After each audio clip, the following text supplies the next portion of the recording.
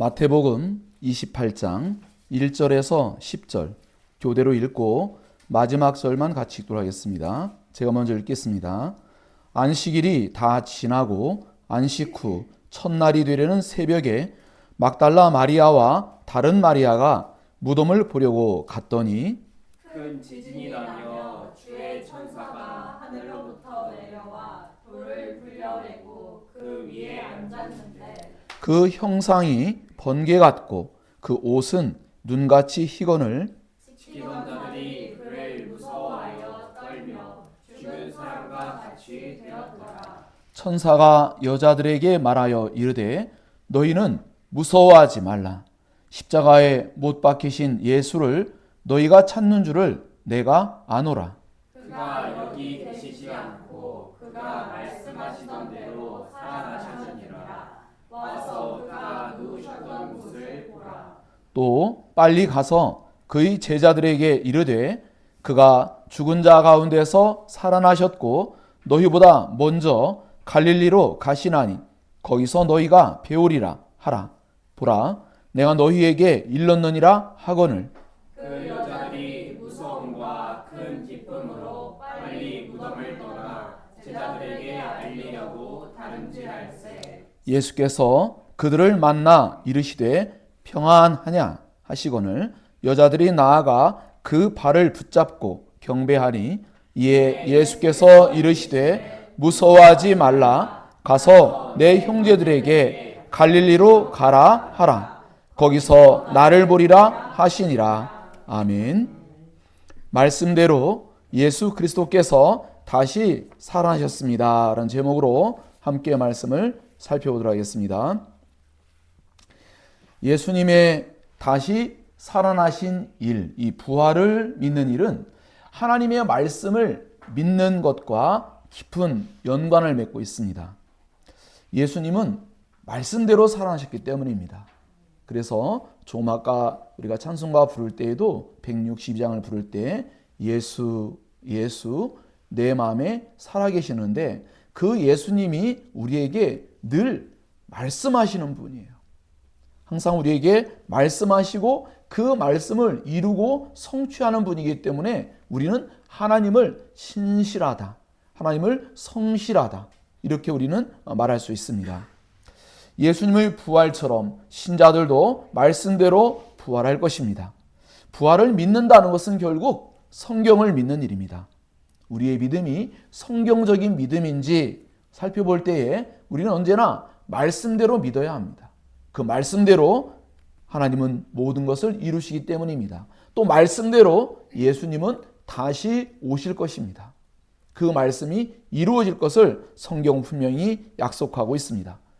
창조를 믿는다면 부활도 반드시 믿어야 합니다. 창조와 부활을 믿는 일은 같은 것이죠. 이 세상은 분명히 하나님의 주권적인 능력의 말씀으로 말미암아 창조되었습니다. 그 창조를 정말로 믿고 있다면 부활도 반드시 믿어야만 하는 것이죠. 우리는 창조를 이야기할 때에도 부활을 이야기할 때도 쭈뼛쭈뼛해서는 안 됩니다.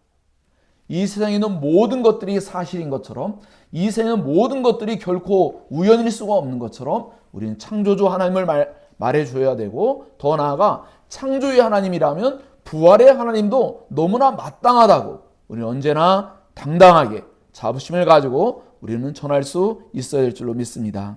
오늘 이 말씀을 통하여서 우리는 무엇보다도 부활하신 예수님을 만났느냐라는 것을 함께 살펴보려고 해요. 부활하신 예수를 만나지 않은 사람은 부활의 주님을 전할 수가 없습니다. 우리는 무언가 언제나 경험이 되어야지만 할 수 있습니다. 맛있게 먹어야 다른 사람을 초대할 수 있고 무언가 좋은 것을 구경해야 그곳으로 데려갈 수도 있습니다. 그것처럼 부활의 예수님을 만난 사람들, 부활의 예수님을 만남으로 말미암아 죄의 사함과 더 나아가 하나님의 은혜로 말미암은 평강이 주어지고 그리고 소명을 깨닫게 됩니다. 그것처럼 부활의 주님을 만나느냐가 그 사람의 신앙의 시금석과 같습니다. 그러므로 오늘 여러분의 마음속에도 날마다 매일매일의 삶을 살아갈 때 부활의 예수님을 생각하지 않는다면 우린 살아있는 소망을 가진 것이 아닙니다. 기독교는 십자가의 예수님을 찬양하지만 부활이 없다면 그것은 헛된, 또 죽은 아무것도 아니 되고 맙니다. 예수님의 다시 살아나심이야말로 진정한 복음 중의 복음입니다. 그러므로 여러분의 마음속에 힘들고 어렵고 여러 가지 다양한 일을 경험할 수 있지만 그 속에 언제나 부활하신 예수 그리스도를 마음에 떠올림으로 말미암아 현재를 이겨나갈 수 있는 산 소망을 갖는 거예요. 미래에 대한 분명한 소망이 없는 사람은 현재 속에 언제나 낙심하며 살아갑니다. 불안합니다. 두려워합니다. 근심합니다. 걱정을 해요. 그럼 미래에 대한 분명한 소망이 있는 사람은 현재를 낙심과 좌절과 염려가 아니라 이것을 어떻게 이겨나갈까? 왜? 잠시 후면 하나님 나라가 완성될 것이니까, 잠시 후면 예수님이 오실 것이니까 그 동안에 내가 어떻게 주님을 기쁘시게 할까? 이렇게 마음 자세가 완전히 다른 것입니다. 조금 있으면 이제 어려움의 일이 끝나고 나에게 좋은 것이 좋을 것을 아는 사람은 현재 시간을 소중하게 사용합니다.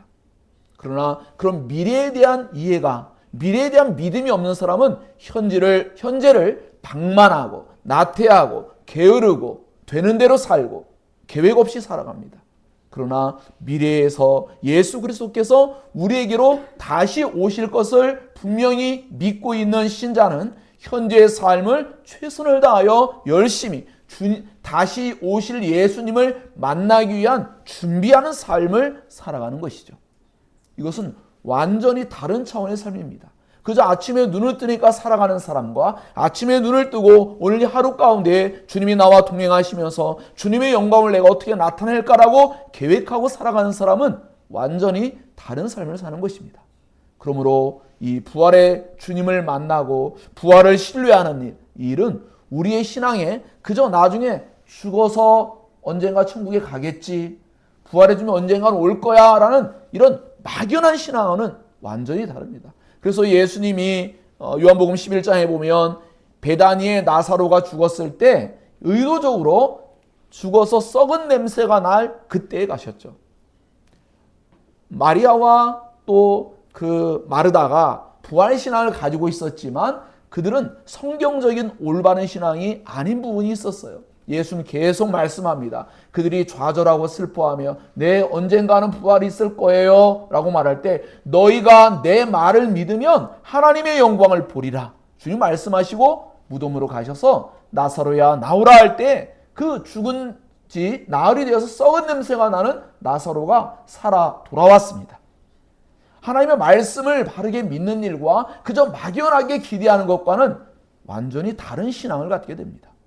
그러므로 여러분의 마음속에도 언젠가 죽으면 그렇게 천국으로 가겠지라는 막연한 신앙과 현재의 예수 그리스도와 함께 동행하며 천국을 누리며 그 천국이 확정적으로 다가올 것을 믿으며 현재를 바르게 살아가는 일, 열심을 내며 살아가는 일, 즐겁게 살아가는 일, 평화를 누리며 살아가는 일은 다른 차원의 삶입니다. 이것을 꼭 기억해야 합니다. 그렇지 아니하면 정말로 많은 사람들이 교회를 출입하면서도 여전히 인상이 뭔가 쭈그러져 있고 뭔가 고민과 걱정거리와 염려가 늘 많은 그런 얼굴을 가지고 살아가는 일은 결국 복음의 삶을 누리지 못하고 있는 삶이라는 거예요. 우리에게 주어졌는데 그것을 누리지 못하는 것입니다. 그러므로 오늘 이 부활절 예배가 단순히 1년에 한 번씩 돌아오는 그 예배가 아니라 여러분이 다시금 부활의 복음으로 새로워질 수 있는 그 복된 날이 되기를 예수님 이름으로 축복합니다. 시체를 찾으러 온 여자들이 있었습니다. 그때는 안식일, 즉 토요일이 지나고 일요일 새벽 이른 아침에 몇몇의 여자들이 예수님의 무덤으로 찾아왔습니다. 다른 복음서에 보니까 당시에 장례의 관습대로 예수님의 시체에 향유를 바르기 위해서 온 것이죠. 하지만 예수님의 장례 절차는 이미 다 마쳐진 상태였어요. 그것도 모두가 예고된 일이었고 말씀대로 성취된 일이었습니다. 하지만 이 여자들은 예수님이 그렇게 비참한 죽음을 죽으시는 것을 멀리서 바라보았고 그 무덤에 어떠한 일이 발생할지 알 수는 없으나 그들은 이 무덤으로 가서 예수께로 나아가기를 원하였습니다. 그들은 처참하게 죽으신 예수님만을 생각했기에 그들은 장례에 대한 생각을 했을 거예요. 하지만 예수님은 다시 살아날 것을 말씀하셨고 그 살아난다는 말씀을 어떻게 했습니까? 잊어버렸어요. 매일매일의 우리의 삶 가운데 좌절과 염려와 근심과 걱정이 찾아오는 것은 말씀을 잊어버렸기 때문입니다. 하나님 말씀을 되새겨야 합니다. 하나님 말씀을 마음에 새기며 살아가야 됩니다. 그래야지만 좌절과 근심과 걱정과 염려가 찾아올 때 그것을 다 떨쳐낼 수가 있습니다. 하나님 말씀을 이 여인들은 잊었어요. 왜 그렇죠? 예수님의 십자가의 죽음이 너무나 분명했어요. 너무나 처참했고 그것은 너무나 인상 깊은 사건이었어요. 왜 우리의 삶 가운데 우리가 좌절하고 염려하고 걱정합니까? 우리의 삶에 나타나는 현장의 일들은 너무 실제적이에요. 그래서 우리는 그만 좌절하죠. 하지만 그때마다 우리는 주님의 말씀을 기억해야 합니다. 그 말씀만이 우리에게 그 현실을 뛰어넘는 초현실적인 하나님의 은혜가 임할 것을 우리에게 깨닫게 해주기 때문이에요. 예수님이 죽은 것은 사실입니다. 하지만 그 죽음이 끝이 아니었고 다시 살아난다는 주님의 말씀이 성취되어지는 초현실적인 놀라운 사건이 발생하기 때문입니다. 그러므로 우리는 언제나 이렇게 하나님 말씀을 잊고 살지 말아야 됩니다. 오늘 말씀은 제목 그대로입니다. 말씀대로입니다. 그저 예수님이 다시 사셨다가 아닙니다. 말씀대로 다시 사신 거예요. 그 말씀대로 살아갈 때, 말씀을 염두에 둘 때 우리의 영혼에 그렇게 놀라운 새 생명의 역사가, 새 소망의 역사가 나타날 것을 믿습니다. 바로 그러할 때 우리는 다시 재림하실 예수님을 소망할 수가 있는 거예요. 다시 오셔서 이 세상을 새롭게 하고 우리를 온전케 하실 그 영광의 날을 우리는 진정으로 기대하는 것이죠. 이 여인들이 이와 같이 무덤으로 나아갈 때 걱정거리가 있었죠. 마가복음 16장 3절에는 무덤으로 가면서 여인들이 커다란 걱정이 있어요. 왜냐하면 그 무덤은 부자의 묘실이라 해서 큰 묘실이었죠. 그러니까 그 돌로 가로막았는데 그 돌을 굴려줄 사람이 필요한데 여자들이 갔을 때 도대체 이 돌문을 어떻게 굴려낼까 걱정이 많죠. 우리 현실적인 필요 가운데 앞서 우리가 계속해서 살펴봤던 오병이의 기적 속에도 이렇게 사람이 엄청나게 많은데 이제 보리떡 5개와 물고기 2마리인데 문제를 어떻게 해결할 것입니까? 라고 할 때 주님은 그것으로 넉넉히 해결하고 12바구니가 가득히 차게 되었어요. 이것처럼 이 여인들이 가지고 있는 생각은 지극히 정상적이에요. 현실적이에요. 맞아요. 하지만 그것을 뛰어넘는 그들은 놀라운 하나님의 은혜 역사를 목격하게 됩니다. 그들의 걱정과 기운은 사라지게 됩니다. 그들의 염려는 사라졌어요. 왜냐하면 가보니까 오늘 본문 말씀에도 천사가 이 돌을 굴려냈다라는 것이죠. 그 위에 앉아있을 때 이 커다란 돌이 굴려진 것을 보며 여인들은 걱정이 사라졌죠. 하나님께서는 앞서 행하시는 분입니다. 우린 미리 걱정하죠. 앞에 그걸 어떻게 해야 되지? 라고 걱정할 때 주님은 앞서 행하시는 분이라는 것을 여러분은 신뢰해야 합니다. 자, 그래서 이와 같이 돌이 굴려졌는데 이 돌이 굴려진 것은 단순히 예수님이 부활하시기 위해서 굴려진 게 아니라 예수님은 이후에도 등장하지만 이 부활한 몸은 완벽하게 다할 수는 없지만 시공간을 넘난다라는 것을 성경은 묘사하고 있어요. 그래서 제자들이 모여있는 곳에도 나타나실 때 그런 모습이었죠. 그러니까 돌문이 막혀 있다고 해서 부활하신 예수님이 못 나오실 일이 없어요. 그것을 밀지 못해 끙끙거리거나 그런 일이 아니에요. 이 돌문이 열려진 것은 부활의 증인될 사람들이 예수님이 부활했다는 것을 알 수 있도록 하기 위해서 돌이 굴려진 것입니다. 그래서 이 돌이 굴려짐으로 말미암아 여인들은 놀라운 사건을 실제적으로 목격하게 됩니다. 만약에 목격하지 않고 단순히 천사들의 말만 있었더라면 이 여인들은 사실은 자기 눈으로 확인하지 않았기 때문에 의심이 또한 들을 수밖에 없어요. 그런데 돌무늬이 굴려졌고 천사가 위에 앉아서 하나님의 말씀을 계시해 줄 때에 그 안에 분명히 예수님이 너무나 분명하게 시체로 죽어있을 때 예수님이 안 계신 것을 보게 됩니다. 그래서 우리는 항상 우리의 이 육신의 눈으로 보는 것뿐만 아니라 우리는 성경을 통해서 우리는 이 사건을 접하는 거예요. 우리 믿음이라는 것은 이 성경의 말씀을 우리에게 보게 만들고 듣게 만들고 경험하게 만드는 그 일을 합니다. 그 일은 성령님이 하는 거예요. 성령님께서 우리의 둔감한 지성과 우리의 이해력에 또 우리의 감성, 감각에 새로움을 주셔서 이 하나님 말씀을 읽을 때 어떤 날은 무딘 날에는 읽어도 감각이 없어요. 감동되지도 않아요. 근데 어느 날은 성령이 감동하시면 그 말씀이 그렇게 눈물이 나고 그렇게 기쁘고 그렇게 행복할 수가 없어요. 바로 이것은 성령의 감동으로서만 이 일이 발생한다라는 것을 우리에게 깨닫게 해주고 있습니다. 자, 그래서 이와 같이 천사들을 통하여 이 여인들은 부활의 첫 하나의 목격자들이 되어지고 또 증인이 되어지게 됩니다. 그들에게 복음의 증인이라는 사명을 맡겨졌어요. 이것은 우리에게 시사하는 바가 너무나 크죠. 왜냐하면 1세기 당시의 여자들의 증언이라는 것은 정말로 보잘것없는 거예요. 그것을 아무도 믿어주지 않습니다. 그런데 예수님은 또 하나님께서는 왜 여자들을 선택했을까요? 만약에 헤롯과 빌라도라든지 당시에 정말 엄청난 영향력을 끼칠 만한 그런 사람들에게 자신을 나타내 보인다면 기독교가 더 빨리 확산되거나 많은 사람이 믿지 않았을까요? 그러나 성경은 그런 것을 선택하지 않았습니다. 오히려 그런 증언의 힘이 부족한 사람들을 통해서 그 복음을 증언하게 하실 때에 성령의 역사가 있는 사람들에게만 그 말씀이 들려지고 믿겨지고 그들은 따를 수가 있게 된다는 것을 알려주고 있습니다. 그러므로 때로는 우리가 저는 복음을 전하기에 너무나 미약합니다. 저는 부족합니다. 이럴 수 없게 만들었어요. 여러분은 누군가에게 영향력을 줄 만한 위치에 있어요. 부모는 자녀에게 영향을 줄 수가 있고 형은 동생에게 영향을 줄 수가 있고 내가 사랑하는 누군가에게 직장에서 아랫사람에게 우리 모두가 어떤 사람이냐 여러분과 친한 사람 여러분이 사랑하는 사람 누군가에게 영향을 줄 수 있는 위치에 있습니다. 그 사람들에게 우리는 부활의 복음을 담대히 증언해야 할 줄로 믿습니다. 그것이 바로 부활의 주님을 만난 사람들의 태도예요. 사실 이것은 제가 설명하고 있지만 부활의 주님을 진정으로 깊이 경험한 사람들은 하는 것이에요. 그냥 아까 말씀드렸잖아요. 맛있는 거 먹었는데 가서 얘기 좀 해줘 할 필요가 없어요. 왜? 맛있게 먹은 사람은 가서 말합니다.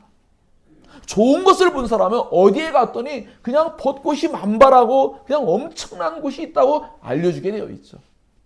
부활한 예수님을 큰 경이감과 기쁨과 감격 가운데에 영광스럽게 만난 사람들, 그들만이 부활의 복음을 전할 수가 있어요.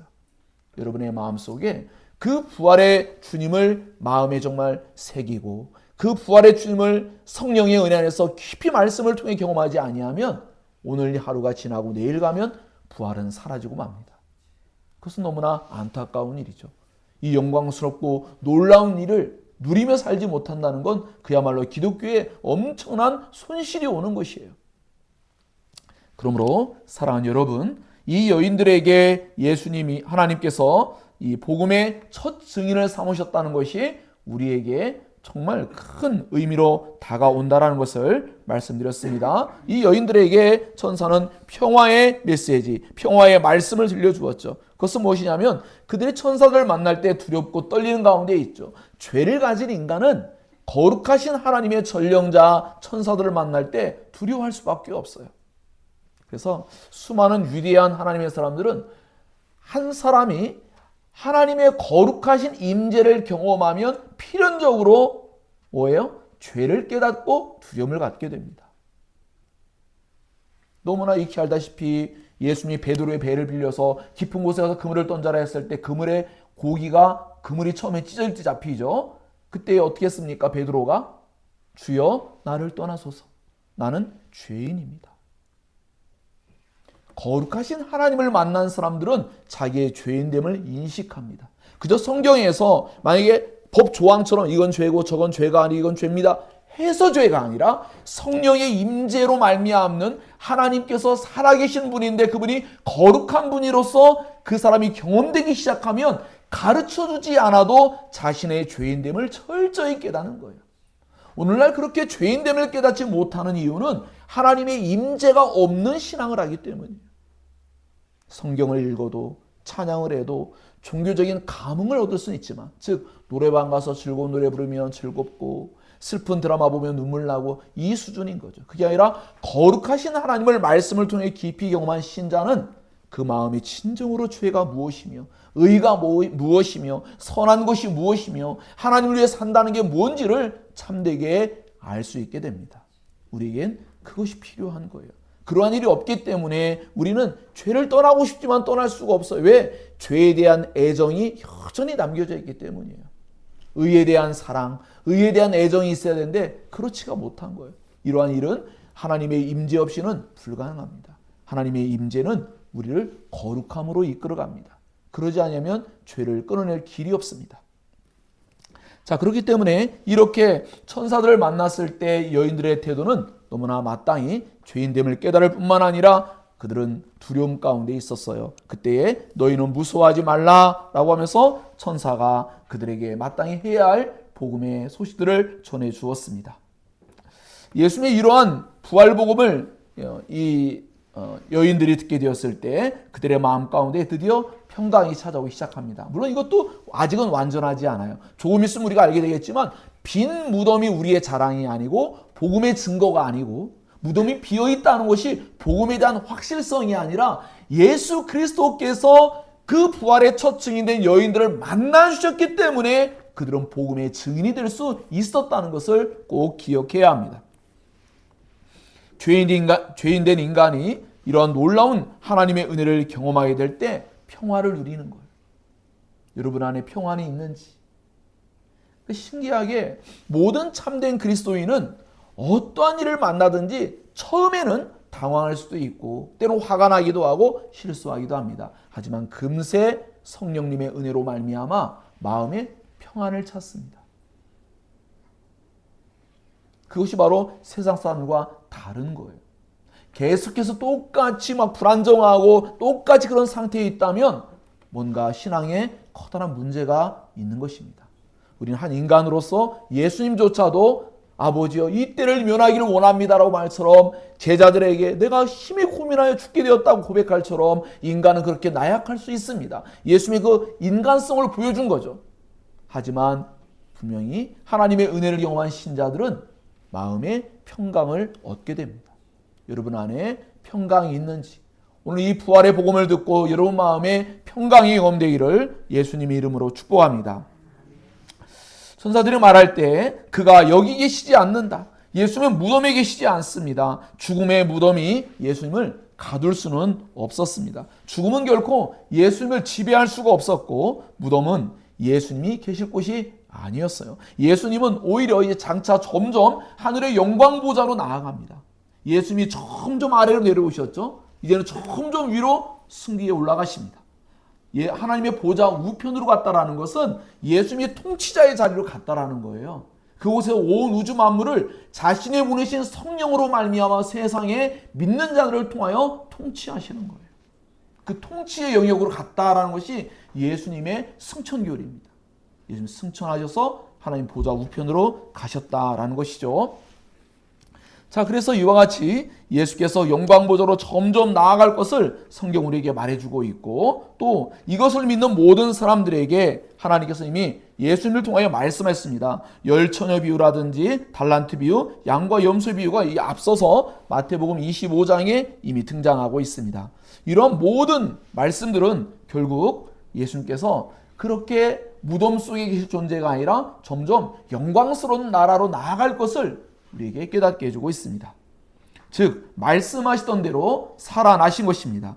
예수님이 자신이 대제사장과 종교 지도자들에 의해서 핍박을 받고 결국 죽을 것을 세 차례에 걸쳐서 가장 중요한 시점들마다 주님은 그렇게 언제나 제자들에게 말씀해 오셨습니다.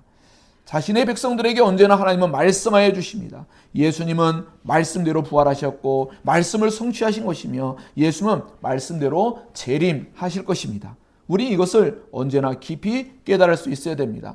말씀을 이루시는 분, 그분이 바로 말씀대로 살아날 것입니다. 또 말씀대로 우리를 살려내실 것을 믿습니다.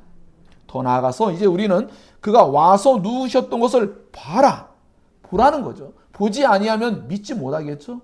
우리는 어떻게 됩니까? 무덤이 있어요? 어디 가서 봐야 되죠? 이스라엘로 가야 됩니까? 아니죠. 이 성경을 보는 것이죠. 이 성경을 통해서 성령의 감동 아래에서 하나님의 말씀을 살펴볼 때에 우리에게 놀랍게 성령님은 놀라운 체험을 하게 해줍니다. 그 누우셨던 곳을 무덤 안으로 들어가 본 여자들처럼 우여쓰고 말씀의 감동을 받고 2000년 전의 역사가 현재의 시점에서 경험되게 하시는 분이 성령님이에요. 그래서 그 성령님의 은혜로 말미암아 우리는 함께 보게 되는 것입니다. 제가 예전에 말씀드린 대로 요한계시록도 어떻게 했습니까? 계속해서 엔푸뉴마티에서 성령의 감동을 받아 계속하여 사도 요한의 무언가를 보고 듣는다고 말하고 있어요. 성령의 은혜가 있는 사람들이 미래를 바라보며 또 현재 가운데 자신을 현실을 참으로 올바르게 바라볼 수 있는 눈이 열리는 것이죠. 그것은 신비한 무언가 환상을 보는 게 아니었어요. 오늘날 우리에게 하나님은 환상을 보여주는 게 아니라 성경 말씀을 통하여 이 비전, 성경 말씀을 통하여 진정하고 참된 말씀의 성취가 이루어질 환상을 갖고 살라는 거예요. 비전을 갖고 살라는 거예요. 하나님 나라가 확실한 것이죠. 그래서 요한계시록은 계속하여 뭐로 말합니까? 반드시 속히 되리라 라고 주님은 말씀하셨습니다. 이 역시도 처음에 도입부의 요한계시록은 예수 그리스도의 계시라고 그랬어요. 성령님께서는 예수 그리스도의 계시, 열어 보여주는 그 말씀을 증언하는 분이시죠. 언제나 어디서든 성령님만을 강조하는 곳은 위험하다 말씀드렸어요. 언제나 성령님은 예수가 그리스도임을 증거하는 영이십니다. 언제나 성령님은 예수님을 증언하는 영이요, 그리스도의 영이요, 진리의 영이라는 것을 언제나 잊지 말아야 됩니다. 자, 그래서 여자들이 들어가 보니까 수의가 잘 단정하게 개어져 있다고 요한복음 20장 5에서 7절은 기록하고 있죠. 예수님은 무덤 속에 누워있지 않았습니다. 죽음의 권세 아래 힘없이 무기력하게 누워있지 않았고 나사로처럼 썩은 냄새를 풍기는 그런 모습으로 계시지 않았습니다. 예수님은 말씀으로 나사로를 살려냈던 것처럼 말씀대로 예수님은 살아나셨습니다. 하나님 말씀은 반드시 이루어집니다. 하나님 말씀은 세상을 창조할 때와 마찬가지로 예수님은 또다시 그 창조의 능력 가운데 다시 살아나신 줄로 믿습니다. 이를 놀랍게 여기지 말라고 말합니다. 무덤 속에 있는 자가 다 그의 음성을 들을 때가 오나니 선한 일을 행한 자는 생명의 부활로 악한 일을 행한 자는 심판의 부활로 나올 것을 말씀하고 있습니다. 하나님의 음성을 듣는 자들, 오늘날 이 시대 속에도 진리의 말씀을 듣고 하나님의 음성, 즉 하나님의 권위로 듣는 걸 말하는 거예요. 뭔가 신비한 육적인 음성이 들려온다는 것은 매우 위험한 겁니다. 그런 게 아니라 성경 말씀인데 이 말씀이 하나님의 권위의 음성으로 들려오는 거예요. 그러할 때 우리의 내면 안에 순종하고자 하는 거룩한 의욕이 생기는 것이죠. 이제 제자들에게 말씀할 때 제자들 가서 전하라고 말하죠. 천사는 두려움에 떨고 있는 제자들에게 빨리 이 복된 소식을 전하라고 재촉합니다. 왜냐하면 그 누구보다도 마음이 상하고 그 누구보다도 정말 두려움과 허탈함에 빠졌을 제자들이죠. 예루살렘으로 올라가면 무언가 위대한 일이 벌어질 거야. 지금까지 일어났던 모든 기적들을 봐봐. 드디어 예루살렘에 가시면 예수님이 가장 엄청난 기적을 일으킬 거야 라고 기대하였던 제자들이었지만 예수님은 십자가에 못 박혀 죽으셨어요. 사실은 그것이 예수님의 가장 위대한 기적이기도 했지만 제자들은 미처 깨닫지를 못했습니다. 오늘날 우리는 생각할 때 어떤 사람들이 환상을 봐요. 어떤 사람들이 대단한 어떤 기적을 경험했어요. 어떤 사람들이 놀라운 어떤 복을 얻었어요. 가장 놀라운 기적은 우리의 내면 안에 예수님의 십자가의 그 사랑이 확신으로 주어지고 예수님의 부활이 우리의 마음 가운데 분명하게 우리에게 증거됨으로 말미암아 예수님을 위해 살아가는 삶이 되었다는 거예요. 죄를 떠나고 거룩한 삶을 추구하는 것이 가장 거룩한 기적이에요. 이 꽃이 100개, 1000개가 만들어진 게 어쩌란 말입니까? 뭐가 대수예요 도대체? 이건 도덕적인 측면이 아니에요. 이 모든 것이 많아지고 커지고 더해지는 건 중요한 게 아니고 한 도덕적인 존재가 죄를 떠나고 하나님을 사랑하게 되었다는 것, 그리고 자기 자신만을 지긋지긋하게 사랑하는 사람들이 다른 사람을 배려하고 사랑하는 마음으로 바뀌었다는 것, 이게 기적입니다. 저는 사람들이 때로는 방언과 수만, 저는 그거에 전혀 요동하지 않습니다. 하나도 감동이 안 됩니다. 다만 어떠한 사람이 하나님의 말씀을 믿고 그 사람이 예수님을 중심으로 하여 예수님을 닮고자 하고 예수님 말씀을 실천하고자 할 때 저는 그 사람을 가장 존경합니다. 그 사람에게 기적이 일어났기 때문이에요. 인간은 결코 그런 삶을 살 존재들이 아니에요.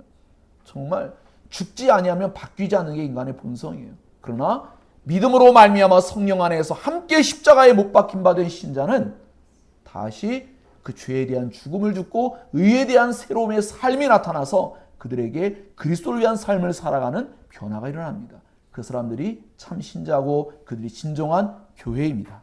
우리 이것을 꼭 기억해야 합니다. 자, 그래서 이와 같이 복된 소식을 제자들에게 빨리 가서 알려주어라 라고 했죠. 예수님의 부활은 믿는 자들의 산 소망이 되기 때문에 바로 그것을 빨리 알려줘야 한다는 것이죠. 수많은 사람들이 낙담하고 절망하고 괴로움 가운데 있습니다. 이 부활의 복음이야말로 진정으로 모든 사람들에게 마땅히 전해져야 될 그런 복음인 것이죠. 그런데 우리는 이 복음을 전할 때 너무나 때로는 두려워하고 때로는 꺼려하고 때로는 우리는 주저할 때가 많이 있죠. 그것은 우리가 부활 복음이 우리의 내면에 깊이 경험되지 않은 거예요. 우리에게 경험된 만큼 행동합니다. 우린 그렇게 경험한 만큼 말합니다. 그러므로 여러분에게는 더 많이 복음이 증거되어져야 합니다. 오늘 부활절 끝나고 내일부터 다른 것 하는 게 아니라 부활의 말씀을 계속 묵상해야 합니다. 그러할 때 여러분 마음속에 부활의 큰 영광과 기쁨으로 찾아오는 거예요. 왜 이렇게 좋은 복음을 1년에 한 번만 경험합니까? 매일 경험하면 되잖아요. 매일 부활의 복음을, 이 복음을 날마다 묵상하고 생각해 보세요. 부활의 영광스러운 주님을 만나게 될 겁니다. 이것을 여러분은 꼭 기억해야 합니다. 그래서 이와 같이 부활의 복음이 증거되는 곳에 쓰임받는 저와 여러분 되기를 예수님 이름으로 축복합니다. 예수님은 우리의 범죄한 것 때문에 내어주고 우리를 의로운 존재가 되기 위해서 살아나셨다라고 분명하게 로마서 4장 25절은 기록하고 있습니다. 성경 우리에게 갈릴리로 가라고 말씀합니다. 왜? 말씀대로 내가 살아난 후에 너희보다 먼저 갈릴리로 가리라 라고 마태복음 26장 32절에 기록하고 있어요.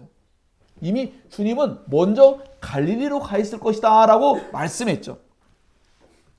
자, 그렇기 때문에 갈릴리는 너무나 특별한 장소라는 우리가 인식해야만 왜 갈릴리로 가라고 했을까라는 것을 이해할 수가 있어요. 갈릴리는 예수님과 제자들에게서 매우 특별한 곳이에요. 왜냐하면 제자들을 부르신 곳이 갈릴리예요. 그리고 제자들의 대부분은 갈릴리 출신이었죠. 제자들은 유월절 명절이 지난 후에는 그곳으로 다시 돌아갈 생각을 갖고 있었죠. 바로 그때 예수님이 그 갈릴리에서 너희가 다시 나를 만나게 될 것이고 다시 소명을 받게 될 것이다. 우리는 그 갈릴리와 같이 다시 재소명을 받아야 됩니다. 이 부활의 복음 우리에게 다시금 소명의식을 갖게 해주고 예수님을 다시 만나게 해줍니다. 그것이 우리에게 중요한 것이죠. 이미 앞서 요한복음에는 내 아버지 집에 거할 곳이 많도다. 그렇지 않으면 너희에게 일렀으리라. 내가 너희를 위하여 처소를 예비하러 가노니 가서 너희를 위하여 처소를 예비하면 내가 다시 와서 너희를 내게로 영접하여 나 있는 곳에 너희도 있게 하리라 라고 말씀했죠. 주님은 갈릴리 정도가 아니라 하나님 나라를 완성할 것이고 그 나라가 완성될 때 우리에게로 찾아오시고 우리를 자신에게로 이끄실 것을 약속하셨습니다. 거기서 너희가 배우리라. 제자들이 갈릴리에서 다시 만날 것을 약속받았죠. 이것은 믿는 자들의 커다란 위로입니다. 왜냐하면 우리도 예수님을 만날 거예요. 여러분 예수님 보고 싶은 사람들이 있죠.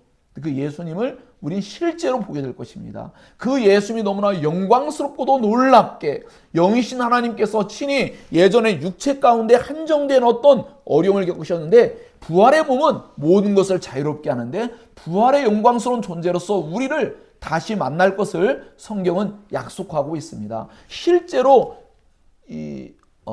창세기부터 계속해서 이어졌던 말씀이 뭐냐면 하나님 영이시니까 볼 수 없는데 그 하나님을 드디어 볼 수 있게 된다라는 거예요. 이게 굉장히 중요한 거예요.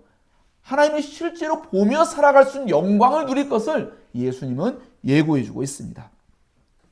그때는 오늘날처럼 희미하게 그저 우리의 생각으로 우리가 바라보는 것이 아니라 그때는 확연하게 얼굴과 얼굴을 맞대어 보게 될 것을 분명히 성경은 기록하고 있습니다. 고린도전서 13장 12절에 기록하고 있죠. 이제 우리는 마지막 부분에서 놀라운 일을 경험하게 될 것입니다. 그것은 바로 천사가 아니라 예수님이 직접 그 여인들을 만나준 것이에요. 글쎄요. 우리는 성경을 통해서 지금 이 말씀을 성경을 통해서 부활의 복음을 믿고 있고 예수님을 떠올리고 있죠. 성령님은 우리에게 예수님의 실존, 하나님은 죽은 자의 하나님이 아니잖아요. 아브라함의 하나님, 이삭의 하나님, 야곱의 하나님이에요. 그 말은 하나님이 그들은 살아있다라는 거예요. 산자의 하나님이에요. 하나님들은 여전히 살아계시죠.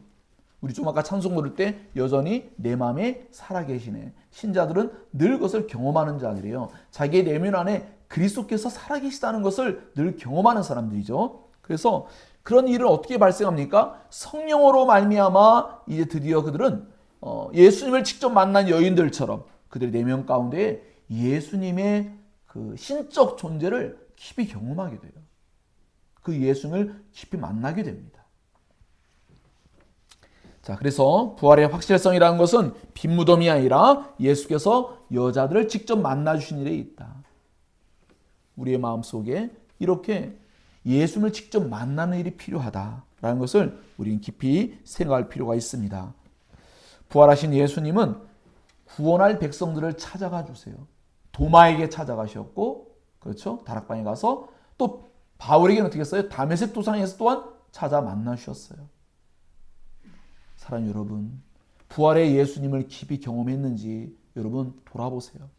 하나님은 자기 백성들에게 자신을 계시하십니다. 자신을 분명히 믿을 수 있도록 은혜를 주십니다. 여러분 마음속에 부활의 주님에 대한 확신이 정말 발생하려면 여러분 안에 언제나 진리의 말씀을 통하여 예수님을 깊이 경험하게 하시는 성령의 역사가 필요한 것이죠. 여자들은 발을 붙잡고 예수님을 경배합니다. 그렇습니다. 발을 붙잡는다는 것은 예수님이 환상이 아니라 실제 몸을 가지고 계시다라는 것을 알려주고 있어요. 왜냐하면 그 당시에 많은 사람들이 예수님이 다시 살아났다는 것을 환영을 받다 이렇게 얘기를 하기 때문에 예수님이 환영이 아니시고 실제 몸을 가진 존재였다는 것을 알려주기 위해서, 즉 부활이라는 것은 실제 몸의 부활을 의미합니다. 몸의 부활을 우리가 인정하지 아니하면 우리는 그 사람을 기독교인이라 부르지 않습니다. 여러분에게 소개한 것처럼 마틴 로이존스 목사님이 말씀한 것처럼 반드시 실제적이고도 신체적인 부활을 믿는 일이 별로 대수롭지 않고 중요하지 않다고 여기는 사람들은 부활의 확신이나 보증이 없는 사람들입니다. 그들은 실제로 복음이 없는 사람들, 복음을 믿지 않는 사람들입니다. 그러므로 우리는 우리의 몸의 부활을 확실하게 믿어야 하는 것입니다. 그 여인들이 이와 같이 예수님의 발을 붙잡고 경배했어요. 하나님을 만날 때 인간은 경배할 수밖에 없겠죠.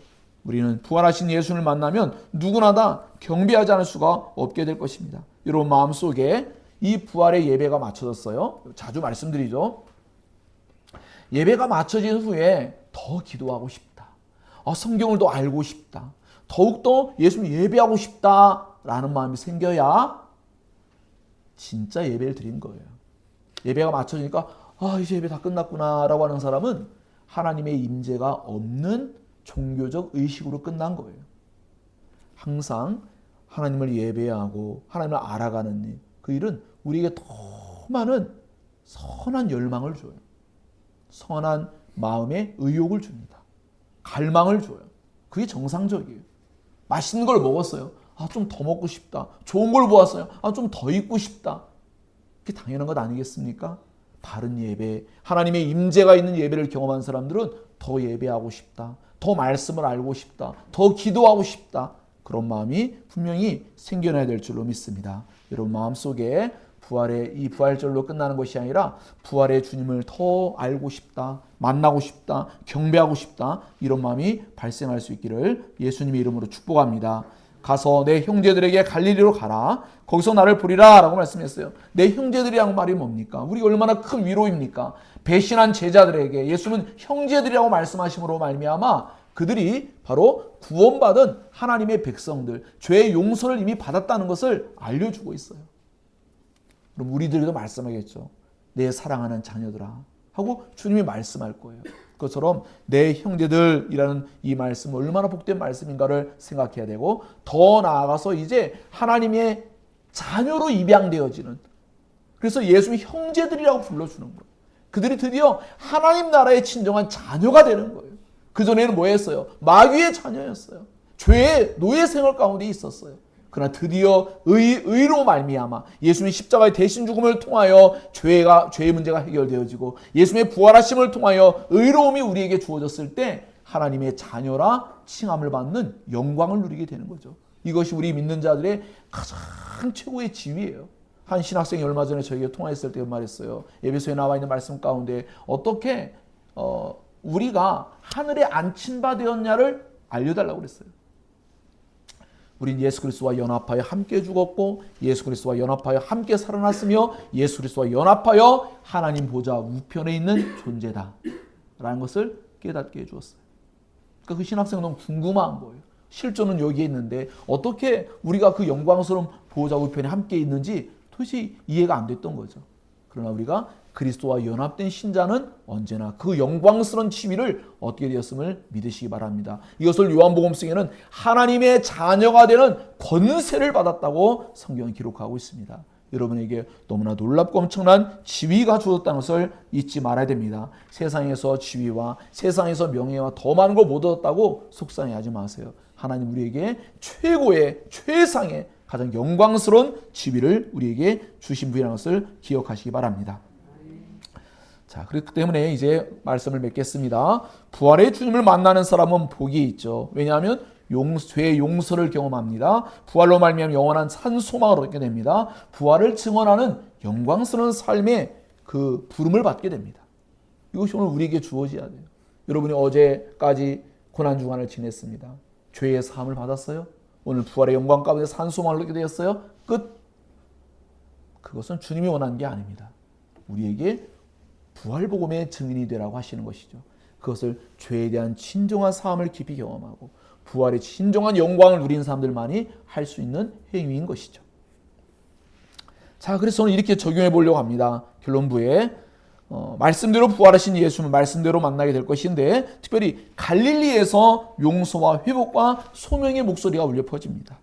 하지만 이러한 은혜는 저 갈릴리에만 있는 것이 아니라, 갈릴리라는 특정한 장소가 아니라 우리가 오늘 이 시간 예배하고 있다면, 예수님을 진정으로 부활의 주님을 만나고 있다면 이곳이 갈릴리인 줄로 믿습니다. 이곳이 갈릴리에처럼 죄의 용서가 있고 다음 회복이 있고 더 나아가 소명이 우리에게 들려질 줄로 믿습니다. 여러분에게 그렇게 들려질 때 이곳은 갈릴리에서 예수를 만난 제자들처럼 우리의 마음을 뜨겁게 하시는 성령의 역사가 있게 될 줄로 믿습니다. 예배는 주님과의 만남의 시간이고, 예배는 사죄의 은혜와 그리스도의 사랑이 언제나 넘쳐흐르게 되어 있습니다. 예배는 부활하신 예수를 만나는 특별한 시간입니다. 그러할 때 신자는 부활하신 예수님을 하나님 나라에 완성되는 그때에 만나게 될 그 영광을 현재도 누리고, 장차는 가장 영광스럽고 완전한 회복과 함께 예수님을 만나는 영광을 누리게 될 줄로 믿습니다. 그러한 은혜가 여러분에게 주어지기를 예수님 이름으로 축복합니다. 기도하겠습니다. 들은 말씀을 기억하시고 말씀을 마음에 새기는 기도를 해야 합니다. 다른 기도가 아니라 들은 말씀을 마음에 새기는, 그 말씀이 내 내면 가운데 실제가 되어지도록, 내 내면 가운데 큰 감동과 은혜가 되어지도록 여러분 함께 기도하길 바랍니다. 기도합니다.